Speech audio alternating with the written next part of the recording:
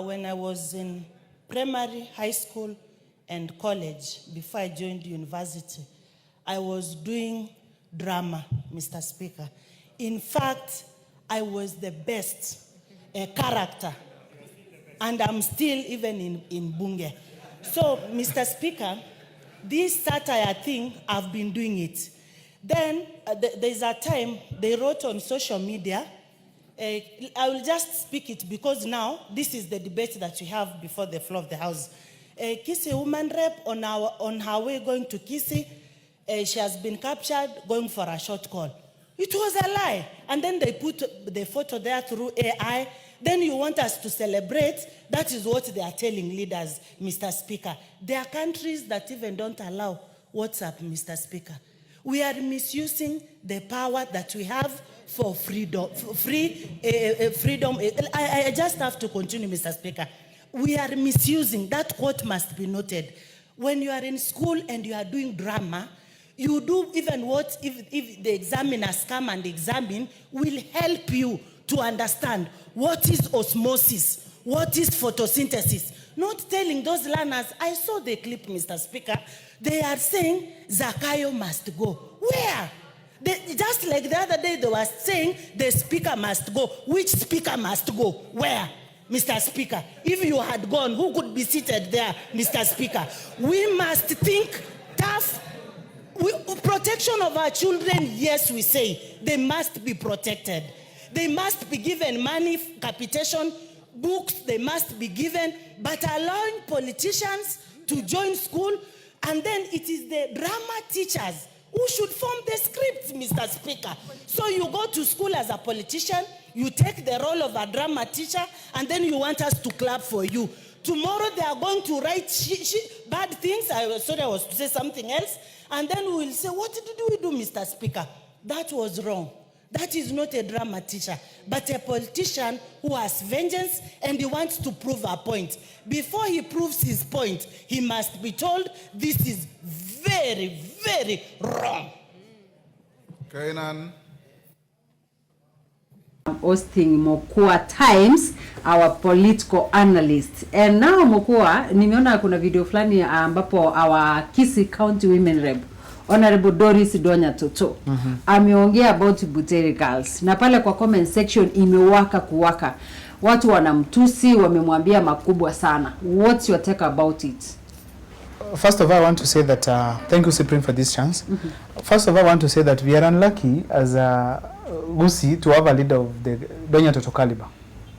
You know, Donya Toto was elected under the popularity of Simbarati, DAP party, of course. And one of the mistakes that she has always done is that probably, I don't know whether she finished school successfully, but if she did, then I doubt her level of wisdom. Why am I saying this?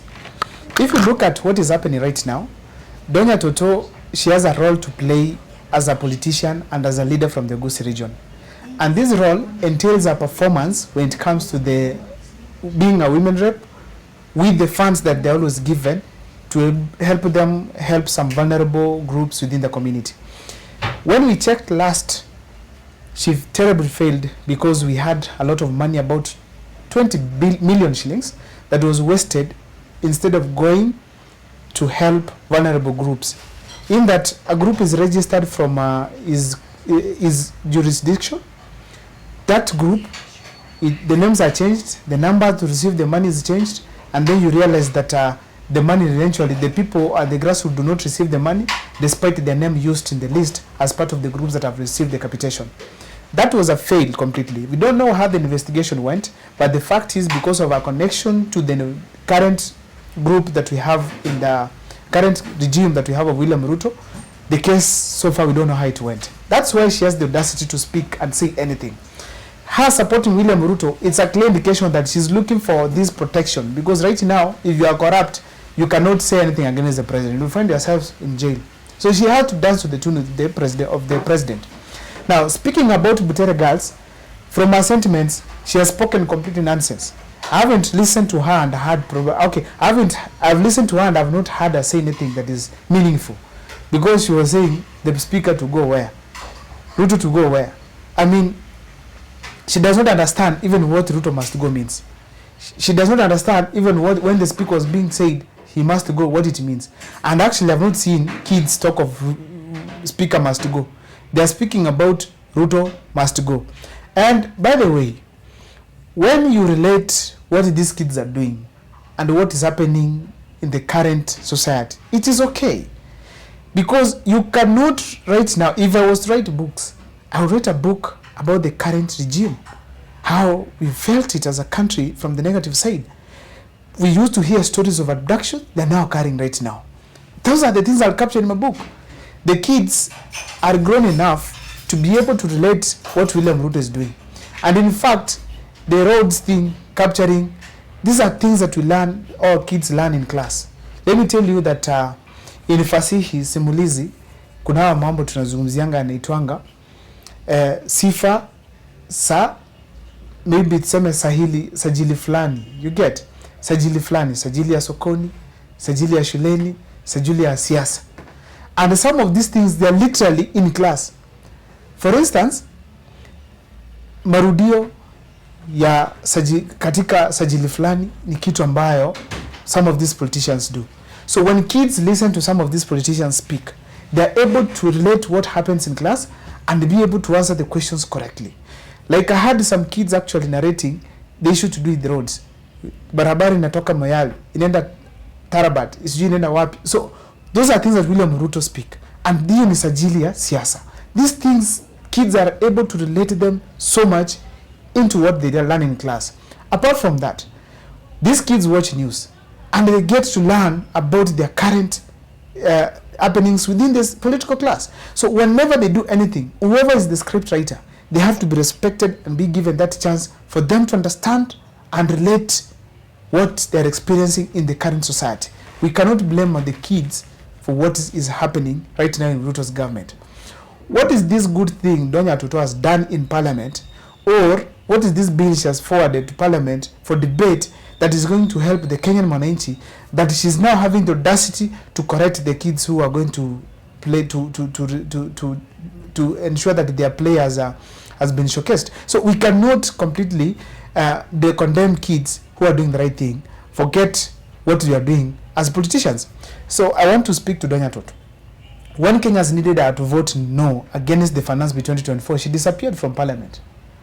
When Kenyans needed her to stand firm and use the money that they were given to help develop some people within the grassroots, ensure that the vulnerable groups have received some capitation to help them grow, she misused the money. There was an allegation that she misused the money.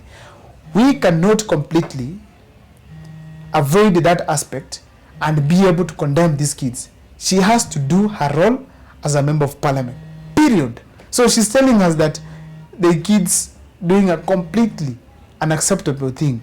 What is this thing? If they want to fight Malala, they can find him on their political platform. But if it is through the kids, they have to keep off completely. It's a shame we have such a leader from the KISII region. And I'm really praying that we get the right leaders from the KISII region, because this time around, we did not get it right. Most of the leaders that we have there are selfish. So long as they are eating from the common Mwananchi, so long as they are becoming rich every day, so long as they are buying cars, building houses, buying pieces of land right, left, and center, they don't care what the common Mwananchi is experiencing. Those kids, in fact, they are speaking better than them as we speak today, Cyprian. Anyway, mimi kile ningependa kusema, Donya Tutu is a leader. Na I think wengi wanasema Donya Tutu ana support anapinga because she's in the government. Angekuwa yuko kwa government, angekuwa na support ya kina Cleophas Malala. And then kuna watu wanasema, I just want to read something here. Just a minute guys, nilikuwa nime scroll down. Honorable Cleophas Malala, the playwright, is not new with his poison pen when it comes to the drama festival arena. He also led the same Butele Girls with another controversial script, Shackles of Doom, which was flagged by then government from performing at State House in Mombasa. He went to court and acquired an order for the school to perform. It's political. Let's not to drive our students to political contest. And this time, remember, Uhuru akuwasimamisha. At the end of the day they performed. Now why is it that wakati sasa saa hii Ruto ako government, hiyo time si walikuwa tu pamoja, hawakuona ubaya, saa hii ndio wanaona ubaya? There's somebody asking the same question, like wakati Malala aliperform hiyo time wakati wa uhuru, wakati wa uhuru haikuwa na ubaya, lakini wakati imefika alafu sasa wanasema. Now I just want to read something here. Kakamega Senator Malala script best school plays. This was a gazette, ilikuwa ya Sunday April 29, 2018. Kakamega High School celebrates on April 12, 2018 after coming out top during the 59th Kenya National Drama and Film Festival. The play was scripted by Kakamega Senator Cleophas Malala. So it's not something new. Now huyu mtu ameandika, make sure whatever you serve others, if tables turn, you will take it too. So this is the time yenye walikuwa wanataka agonge the government. It was okay with them. It was okay with them. But when tables have turned, it's against. So guys, hapo kwa comment section tungependa mtuambie nyinyi mna support ama iko aje. Anyway, all I can say guys, don't forget to subscribe to Mokwa Times. Na hapa tutakuwa tukikaa na yeye tunachambua mambo mawili matatu, and also for those people wanataka mambo na trends, tutakuwa pia tukichambua na Mokwa in our local language, the trending in KISII ama Kenya mzima. Atuketi sasa ni KISII peke yake. Pale kwa Cyprian TV KISII updates. Kama unataka kupata hizo ma updates bado utazipata hapo. Anyway, all I can say guys, thank you so much. Kuna amazing episode tunaenda kuchapa sahi na Mokwa Times. Hapo kwa comment section msikose kufika kwa Cyprian TV KISII updates, mpate the udakus from KISII land ama kutoka mahali popote. Anyway, all I can say thank you so much. See you in our next video. Thank you.